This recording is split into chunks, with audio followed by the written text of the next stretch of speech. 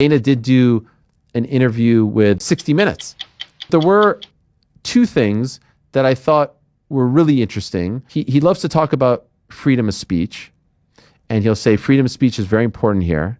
And then he'll say the most important type of speech to protect is hate speech. That I don't quite understand. Why is it more important to protect hate speech than just speech in general, all kinds of speech? If freedom of speech is so important and freedom of hate speech is so important, then why isn't freedom of press important as well? Because as we know, and let's not even talk about myself, long before I came on the scene, there were issues between Dana White and the press. And of course, my situation is probably the most notable one. But why don't you feel the same way about the press?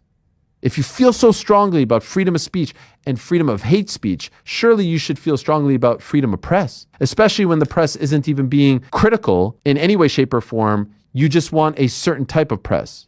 That to me is a contradiction. Also, he says, I don't believe in destroying people's lives if they make a singular mistake. I mean, I sit here today, he has tried actively to destroy my life because what? I reported some news, some fight news. Again, Dana White didn't dislike me because I was critical of the UFC. They didn't like me because I was reporting fight announcements. So if you don't know these things, I can understand why you would sit there and be like, you know what? I like this guy. But if you know and you lived it and you've watched him and you've covered him, you know that this whole thing now, freedom of this, freedom of that, freedom of this, freedom of that, is a little hypocritical.